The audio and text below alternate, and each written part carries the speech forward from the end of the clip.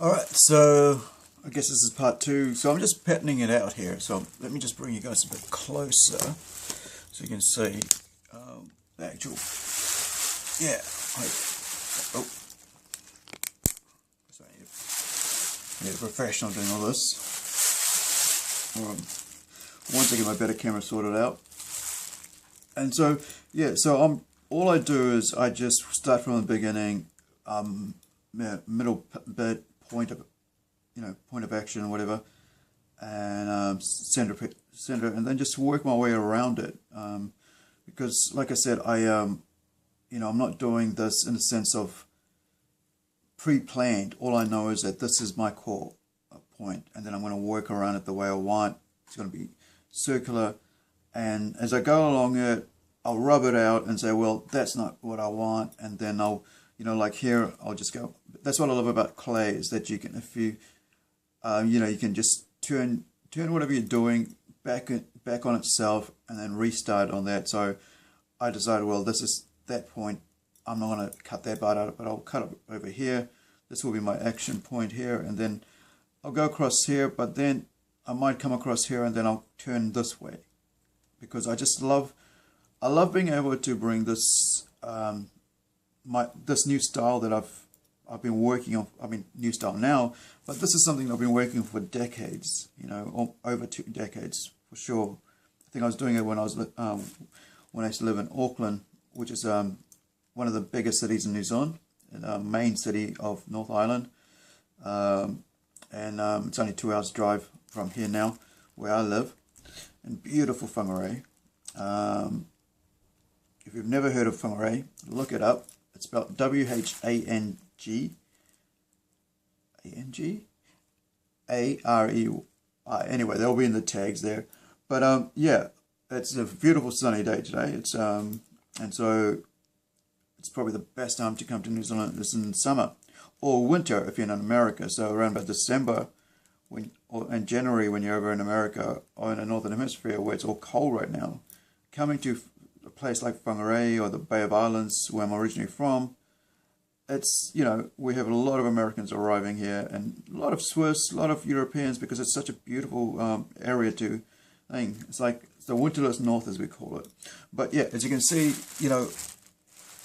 I'll start the pattern, and then sometimes I'll just, carry on working in the middle here, but I think this one's a bit more important for what I'm doing, because I have an aim for this. This is about just the birth of the nation, basically, for me, for New Zealand. For me, it's just all about where New Zealand's right now. It seems to be on the crux of a whole lot of people complaining about a whole lot of things, about a whole lot of stuff.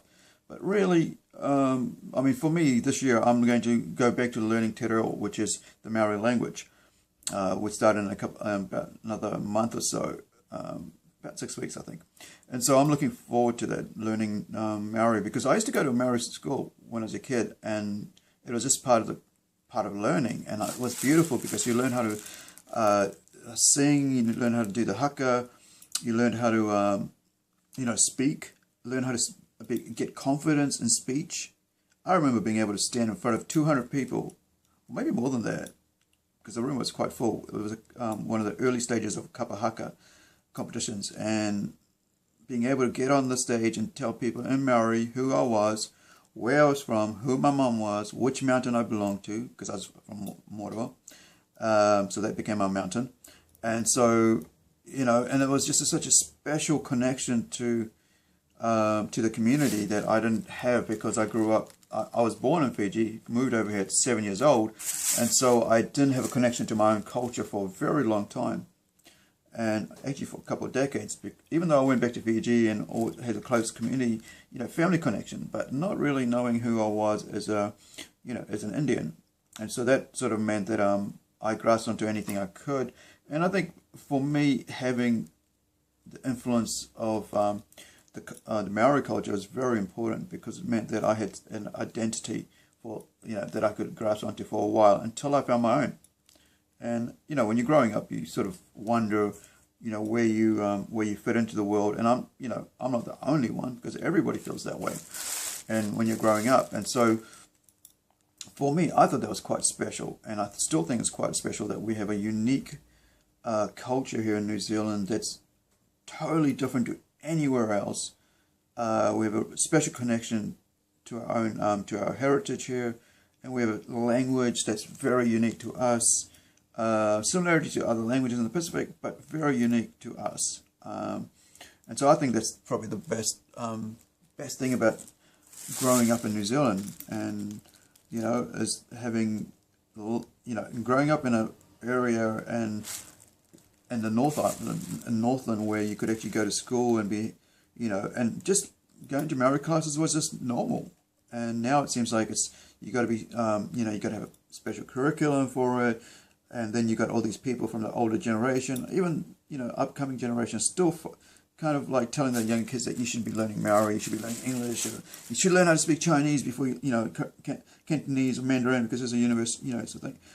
More people are learning that, and even German, but like, I kind of think, well, the first language you should be learning is how to speak, after English, is learning how to speak Maori, because that gives you a place here in the universe, that you belong to a unique place in the world, which is New Zealand, and with its own culture, own language, own identity, and and I think that's more important than anything, is having that identity, because where do you fit in when you're like a second or third generation European?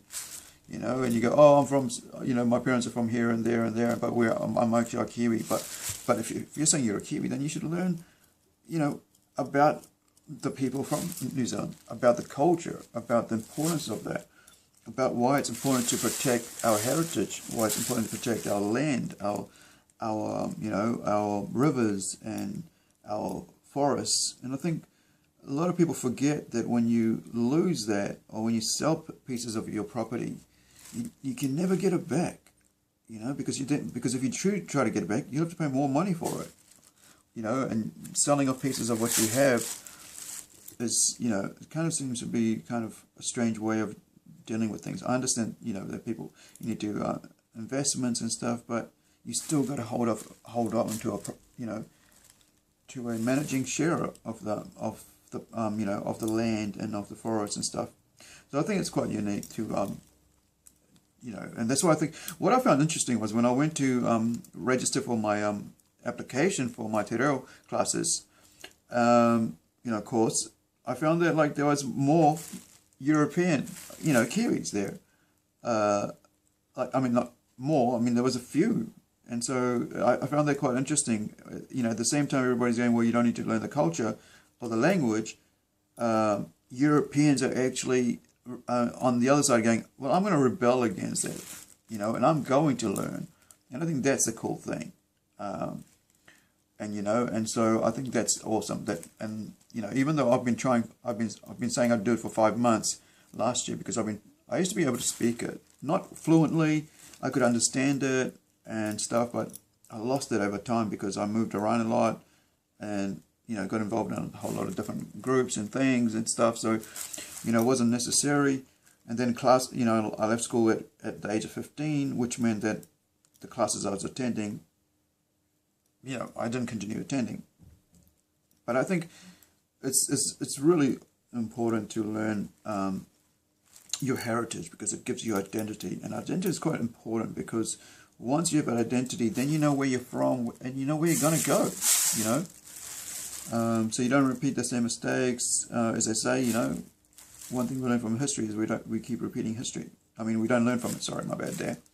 And so, yeah, so as you can see, it's slowly getting there. So I'm just going to leave it at that, and I'll come back